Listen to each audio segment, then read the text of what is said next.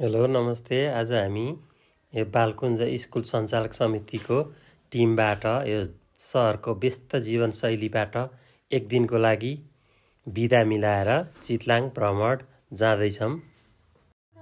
यो मेरो भ्लगलाई like subscribe गरेर मलाई सपोर्ट गरिदिनु होला। हाम्रो यात्रा चन्द्रगिरीबाट सुरु हुन्छ। हामी बाटोमा चाहिने केही सामान किनेर यहाँबाट यात्रा अघि बढाउँछौँ। चन्द्रगिरीको पुरै ठाडो उकालो उक्लिसकेपछि हामी एकदम रमणीय स्थान चन्द्रगिरी हाइटमा आइपुगेका छौँ।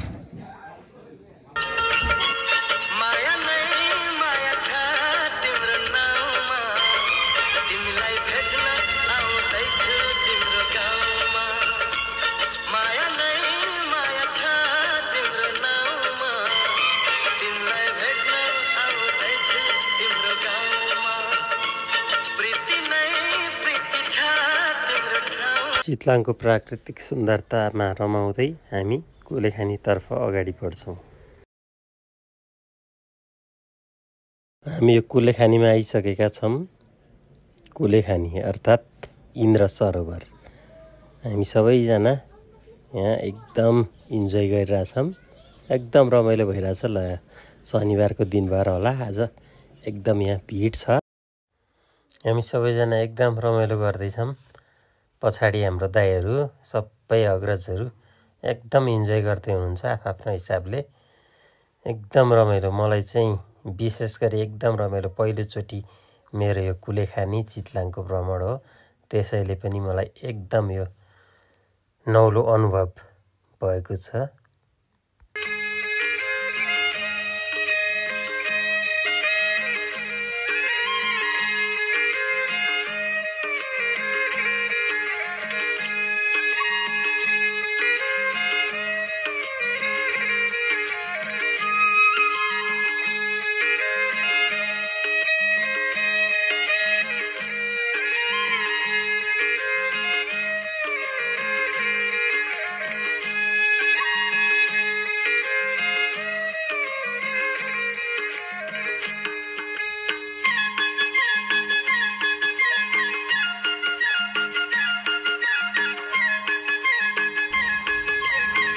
सचिन दाई चितलाङ भिलेज रिसोर्ट अगाडि एकदम मस्त यो कफी हाउस रहेछ। यहाँको अर्ग्यानिक चिया कफी आउने धेरै राम्रो। आहा कति राम्रो डेकोरेसन गरेको रहेछ।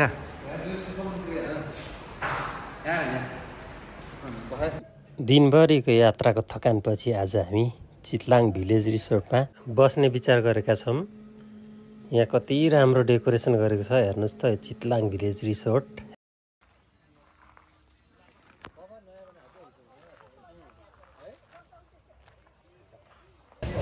ल यो सबै बोतलबाट बनाएको।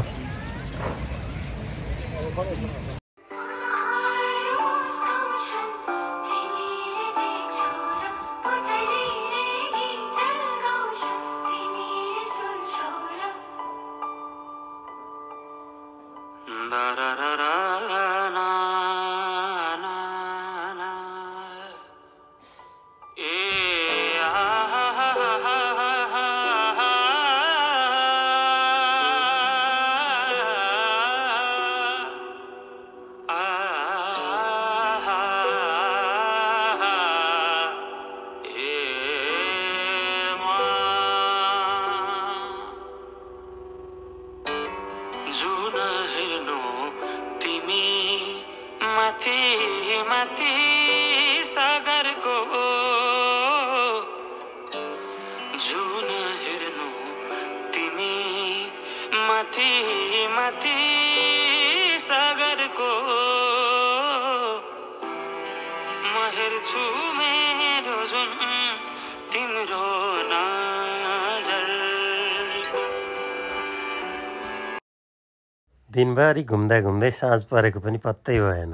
अब हामी आज बारबिक्यूको तयारी गर्दैछौँ। हाम्रो अङ्कल दाई एकदम रमाइलो मुडमा हुनुहुन्छ। बारबिक्यू हुँदैछ। म यहाँ मासु पोलेर सबै दाईहरूलाई सबैलाई खाना खुवाउनको लागि तयारी गर्दैछु। दाईहरू कोही कता आफ्नो हिसाबले रमाउँदै हुनुहुन्छ। विकास दाई, महेश दाई, सबै दाइहरू ल नाच मवाज दाइको सुरु पनि भइसकेको छ र सबैजना एकदम इन्जोय गर्दै हुनुहुन्छ।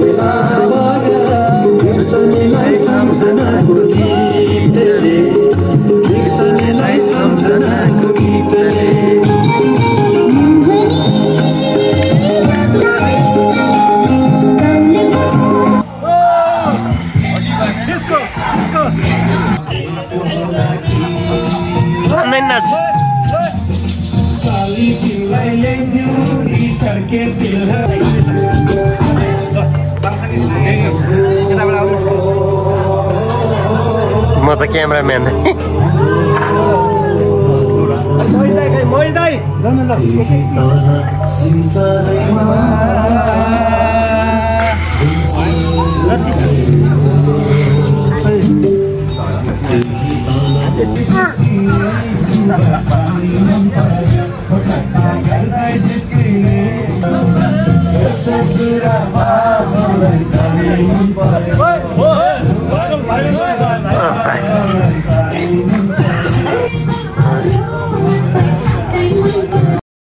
रातिको रमाइलो बसाइसँगै हामी बिहान चितलाङको रमणीय दृश्य अवलोकन गर्न गइरहेका छौँ।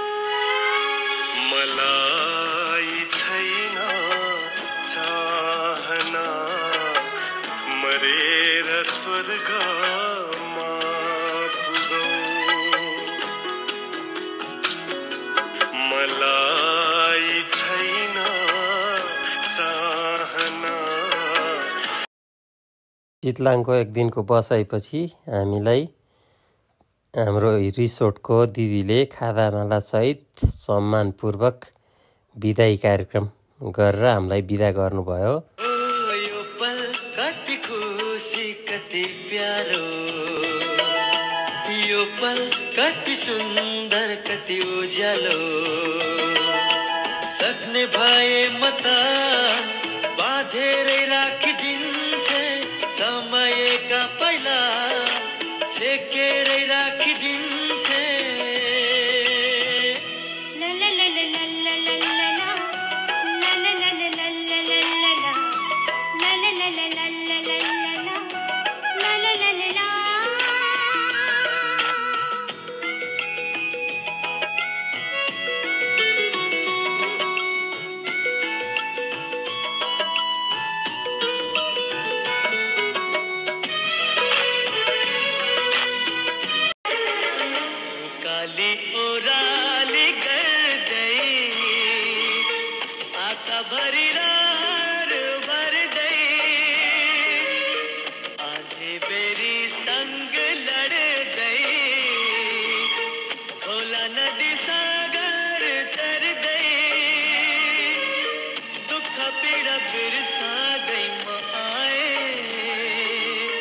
परदेशबाट फर्किआए आफ्नै गाउँ फर्किआए